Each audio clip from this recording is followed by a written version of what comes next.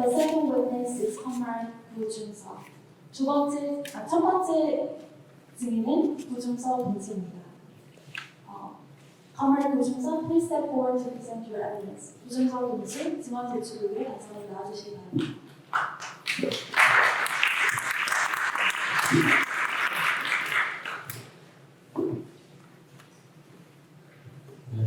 반갑습니다. 소리바다의 저는 오늘 증인으로서 나온 사람이고 지금 현재 군산 미군기지 우리 땅 찾기 시민모임에서 한국동 활동하고 있는 구준서입니다. 오늘 제가 준비한 내용은 군산 미군기지와 지역사회 안보입니다. 군산 미군기지 우리 땅 찾기 시민모임은 1998년 군산 상황과 안보를 이유로 친문이 강요되는 한미 간의 불평등 구조 속에서 시민들이 하나가 되어 공동대응과 한미 관계의 불평등 구조 개선을 위한 토목이 되고자 군산에서 자생적으로 만들어진 단체입니다. 현재까지도 미군기지 앞에서 집회를 하는 등 활동을 하고 있습니다. 군산 미군기지 주변에 살고 있는 사람들은 안보라는 미명 속에서 고향 땅을 빼앗기고 또는 각종 환경 문제에 노출되고 그 피해를 계속 당하고 있습니다. 그 피해에 대해서 알아보기 전에 아까 나오는 풍나무 동영상 한번 보도록 하겠습니다. 다음이요. 네, 앞에서. 예, 지금 보시는 지도는 2007년도에 군산시로부터 받은 지도입니다. 이 지도의 배경이 뭐냐면 2002년도 한미연합 토지관리계획에 의해서 군산 미군기지가 이렇게 확장됐다라고 이야기하고 있습니다. 이 확장 속에서 주민들은 농민은 농지를 빼앗겼고 주민들은 고향 땅을 잃어버리게 되었습니다. 한미 당국이 연합 토지 관리 계획을 수립함에 있어서 토지주에게 어떠한 협의를 하지 않았으며 주민들에게 그 과정들을 설명하지도 않았습니다. 주민들은 그저 그곳에서 조상 대대로 이어진 삶을 계속 살아왔을 뿐인데 갑자기 법을 정하고 미군기지 확장을 위해서 자기들의 땅이 빼앗겼습니다. 이 땅을 빼앗는 과정은 미군이 계획을 수립하고 그곳에 한국 정부는 동조를 해서 일을 진행하였습니다. 첫 번째, 저 노란색으로 되어 있는 부분들이 탄약고 안전지역권이라고 하는데, 저 지역권은 미군이 설정을 하고 미군에 의해서 국방부가 토지를 수용하는 과정 속에서 약 644세대, 2007년 기준으로 644세대의 주민들이 강제로 투표하고 지금은 한 세대의 가구만 남아 있습니다. 한국에서는 공익사업이라는 명령 승인이 되면 중앙토지관리위원회 승인을 받게 됩니다. 그게 되면은 주민들이 내 땅을 팔기 싫어도 법원에다가 공탁하게 되면 내 땅 토지는 그냥 무조건적으로 수용이 되는 그런 법이 있습니다. 이로 인해서 주민들은 자기가 살고 싶은 땅에 살지 못하는 거주의 자유를 침해받고 있습니다. 다음이요. 동영상인데 한번 지금 팽나무가 지키고 있는데요.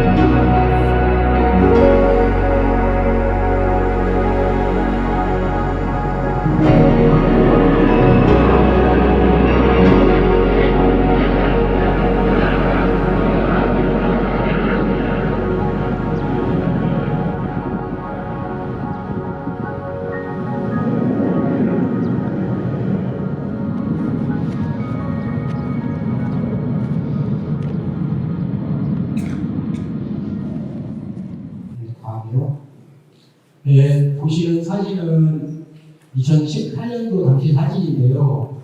미군 기지 다 지금 집이 있고 집 뒤가 바로 미군 기지입니다.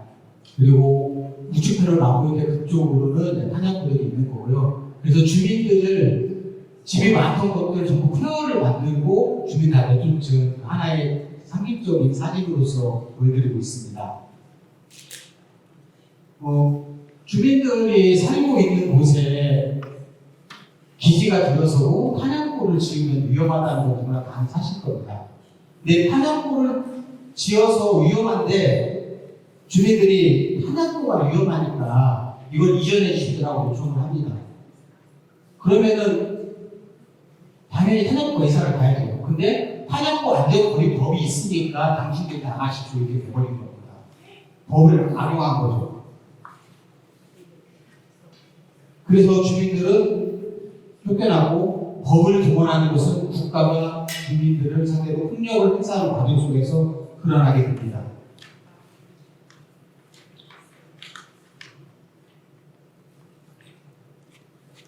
다음이요. 저희 이제 요약하자면은 주민들이 살고 있는 곳에는 적어도 안전하고 쾌적한 공간을 만들어야 했음에도 불구하고 미국군이 탄약고를 설정했다는 거고, 그 다음에 탄약고 안전거리 명분으로 사람들을 쫓아냈다는 거, 그리고 지금 한가구 남아있지만 이 사람들의 거주 이전의 자유라든가 이런 것들을 국가로부터 지켜주지 못했고 국가의 권력과 국가는 권력을 이용해서 폭력적으로 주민들을 내쫓고 토지를 빼앗는데 사용이 되었다고 얘기하겠습니다. 다음이요. 군산 미군기지는 여러 가지 피해들을 발생하고 있습니다. 소음 피해가 있고 기름 누출 사고, 모패수의 부당 방류 사건들이 과거에도 있었고 현재도 있는 것도 있습니다. 그 내용을 깊이 들어가도록 하겠습니다. 다음으로 지금 보시는 것은 도표상 사람들이 소음에 노출됐을 때 어떻게 되는지가 대충 나타나는 건데 110에서 130dB에서 30분 노출되면 청력이 손실한다고 나오고요. 만약에 자고 있을 때 우리가 잠 중에도 깜짝이야 놀라서 잠을 깨거나 하면 당연히 잠을 못 자지 않습니까? 수면 방해가 이루어지는데 군산 기지에서 훈련이 있을 경우에는 24시간 전투기 끄고 내립니다. 그리고 광주에도 비행장이 있으니까 그 소음은 어느 정도 이해하실 것 같고요. 그 다음에 대화가 힘들다든가 아니면 정신적으로 하는 것들 또 피해가 있습니다. 소음, 다음이요. 소음의 피해를 우리가 대충 어떻게 인식할 수 있냐면은 지하철 역사 안에 딱 지하철이 막 들어오게 돼 있지 않습니까? 그때 저녁에 보면은 80dB 정도 된다 이렇게 얘기하고 있고요. 지하철이 타고 있을 때 이럴 때. 그리고 바로 옆에서 자동차 경적음이 바로 1m 옆에서 막 크게 들렸을 때 이때 100dB 이상 보고 있습니다. 저희가 지금 이렇게 이야기하는 공간은 그냥 80dB 정도 나올까 말까 될 거예요. 이런 소음 문제가 계속 발생되고 있는데 다음이요. 옥서면에 살고 있는 비행기 주변에 살고 있는 사람들은 대체적으로 이야기를 할 때 목소리가 크고 빠르고 공격적 얘기를 들려요. 그래서 지금 다 지역에 사는 사람들은 그것을 봤을 때 왜 저 사람 왜 싸우고 있냐 이렇게 착각할 정도인데 사실은 싸우는 것이 아니라 전투기가 이륙하기 전에 자기 의사전달을 빠르게 하기 위해서, 그리고 전투기 소음이 나기 전에 이것을 해결하고 싶은 마음에 계속적으로 하다 보니 이것이 습관이 되어서 큰 목소리로 싸우는 것처럼 들리는 경우가 있습니다. 그래 보는 것처럼 저기 막대 그래프들이 있는데 그 사이에 빨간 줄이 하나가 있습니다. 저 빨간 줄은 75 웨클이라는 그 항공기 소음을 통계를 내는 기준이 웨클인데 그 수준을 얘기하는 거고요. 그러면 하나, 둘, 셋, 네 군데는 75 웨클 이상이 되는 거고, 그 다음에 두 군데는 80 웨클 이상이 되는 소음 피해 지역입니다. 소음은 하루에, 1년 동안에 연간 37,000번에서 41,000번 이상이 소음 측정망에 측정이 되고 있습니다. 매일같이 소음이 계속 나고 있는데, 다음이요. 다음 넘겨주십시오. 네, 이것을 하루에 대체 얼마큼의 비행기들이 이륙하는지 저쪽에 뜨고 내리냐 계산해 보면은 365일 중에서 토요일하고 일요일 다행히 훈련을 안 했습니다. 그래서 104일 정도가 빠지고 나면은 나머지 260회를 나누게 했을 때 130에서 160회 정도 하루 동안에 나온 거고, 저희가 소음 측정을 했을 때 약 106dB까지 나왔습니다. 하루에 160번 동안 소음이 계속 들리고 있는데 이 사람이 살 수 있는 곳은 아니죠. 사실 되게 힘든 곳이죠.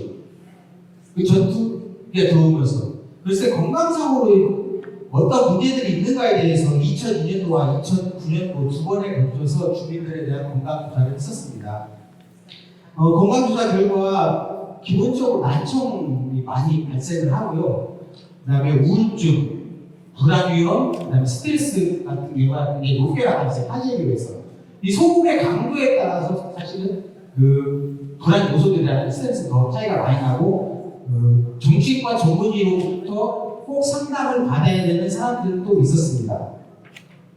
그리고 야간 피해 같은 경우는 수면 방해에 일어나서 다음날 안전사고의 위험이 있다라는 공식적으로 얘기를 해주셨고요. 그리고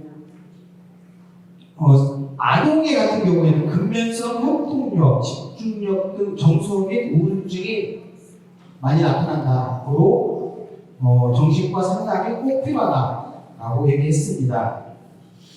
다음이요. 보시는 것은 이런 소음에 의해서 토끼가 집단 폐사한 사례입니다. 2007년도 3월 26일 날 군사 미군기지에는 원래 공군기지임에도 불구하고 훈련을 위해서 아파치 헬기가 와서 그 지역의 농가 주변에서 운행하는 일이 있었습니다. 이 과정에서 토끼가 45마리 폐사를 했고요. 그리고 2008년도 2월 달에 군사 미군기지에 오늘 군사 미군만 있는 것이 아니라 순환전치라 해서 해외에 있는 미군들이 오기도 합니다. 그때 해외에서 온 전투기 196, 20대가 이 토끼 농장 주변에 있는 야산을 계속 지형 숙지 훈련하면서 돌았고, 이 과정에서 18일서부터 24일 사이에 약 일주일간 어미 토끼 6마리와 새끼 토끼 130마리가 또 죽었습니다. 어미 토끼가 새끼 토끼를 죽여요. 이걸 자식증이라고, 먹는 것도 자식증에 해당되는데 종족 보존을 위해서 죽이는 행동을 하는 겁니다. 이런 것들 계속 했더니 1년 동안 약 250여 마리가 집단 폐사를 했습니다. 이 토끼가 죽었으면 중앙환경분쟁위원회에다가 저희가 재정 신청을 했는데 미군의 문제이기 때문에 중앙환경분쟁위원회에서는 이 내용을 다룰 수 없다고 강한 통지를 합니다. 그래서 민사소송을 제기했고 2년 동안 민사소송을 한 결과 전투기 소음의 원인이 되어서 죽은 것은 맞다고 했지만 토끼에 대한 가격 산정이나 이런 부분들은 정확히 이루어지지 않아서 일부 승소하는 것으로 마쳤습니다. 네, 다음이요. 지금까지 말씀드린 것을 요약하자면 민간항공소음법에서는 75 웨클이라는 걸 가지고 소음 피해 지역으로 설정을 합니다. 근데 군소음 보상법에서는 80 웨클이라고 얘기를 하죠. 같은 대한민국 사람한테 다른 법률을 적용함으로써 그 피해가 다른 것은 아님에도 불구하고 마치 다른 것처럼 보이게 하는 기이한 현상들이 발생합니다.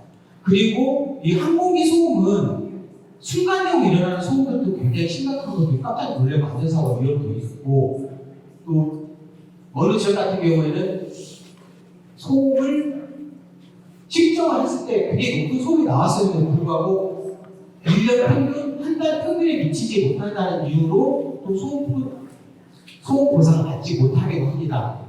이건 만약에 평균을 내면서 사람들 눈과 마음을 속이는, 피해를 축소시키는 그런 것들을 지금 현재 하고 있습니다. 네, 다음이요. 그리고 기름 유출 사고들이 있는데요. 기름 유출 사고는 군산 미군기지 의탁 찾기 시민 모임이 출범한 이후부터 통계가 나왔는데 총 4번 있었습니다. 2003년도 2월달, 2003년도 3월달, 2005년도 6월달, 2011년도 5월달 4번에 걸쳐 있었는데 그 원인도 다 제각각이었습니다. 유소 분리기 밸브의 동파로 인한 기름 유출, 유류저장 탱크의 오작동으로 인한 기름 유출, 비상 발전기의 자동 주유 센서 고장으로 인한 기름 유출. 또 원인을 알 수 없지만은 기존에 미군들이 사용했던 곳에서부터 지하수에 오염이 되어서 기름이 유출되는 경우까지 있었습니다. 오염 지역에 대해서 저희 철조망은 바로 밑에 부분, 저기 위에 위험하다고 써 있는 그쪽에 바로 밑에 부분 토지 약 1,600제곱미터에 대해서 토양과 지하수에 대한 오염 조사를 했었습니다. 이 조사 결과 석유계 총 탄화수소가 총 4곳에서 기준치의 2배에서 4배가 나왔고요. 그 다음에 BTEX라는 곳이 토양 오염 기준의 5배에서 10배까지 높게 나타났습니다. 그리고 근데 미국 기지 안에는 꾸준히 조사를 해왔었고 이 조사 내용은 제비교포이신 안치홍 씨가 비밀에 대한 문건들을 많이 보여줄 때 그 문건에서 군산 미군기지 같은 경우는 발암 물질이 벤젠이 부적에 많이 나왔는데 1.332mg per 나왔대요. 이게 어느 정도냐면 기준치에 88.8배가 넘는 곳이 나타났다는 겁니다. 즉 미군기지 옆에서 관리가 되지 않고 우리가 아는 것이 이 정도인데 알지 못하는 부분 또한 토양 오염들 많이 들었을 것으로 저는 보고 있고, 근데 여기도 뭐 하냐면 다음이요. 네. 한국 정부가 기본적으로 모든 국가는 지금 이제 오염자 부담 원칙에 의해서 오염을 일으킨 사람이 그것을 정화하고 책임을 져야 되는데도 불구하고 그렇지 않고 있다는 겁니다. 한국 정부가 구상권을 촉구하고 있지만 미국 측에서는 그것을 꽁해두고 없고, 바로 이제 소파의 환경조항이 명확하지 않을 뿐더러 이것이 불평가하기 때문에 이런 일들이 발생된다 이렇게 보고 있습니다. 지금 보시는 사진은 미국 기지하고 지금 새만금 수락역골로 이어지는 수로인데요. 이 수로로 1999년도에 저희가 알았을 때 한 1일 3,000톤의 오페스로 무단 방류를 했다라는 겁니다. 오페스나 무단 방류를 하루에 3,000톤 하는 목적이 기하게도 정화 비용을 아끼려고 한다는 겁니다. 그 당시 정화 비용을 3,000톤을 가지고 계산했을 때 1년에 약 21억 정도의 비용을 한국 정부에 줘야 되는 반면에 이들 내지 않게 되도록 했고, 수질조사 했을 때는 생물학적 산소 요구량이 135ppm이 나왔는데, 그 2006년도에도 보면은 2006년과 2000년도에 두 번의 수질 조사를 했는데 심한 경우는 6배, 적은 경우는 2배 정도의 수질 오염이 됐습니다. 그러나 여기 또한 저희가 고발을 했음에도 불구하고 고발장에 검찰에서는 이것이 미군의 환경 문제에 대한 처벌 조항이 없어서 공소권이 없음으로 나왔습니다. 다음이요. 네, 넘기겠습니다.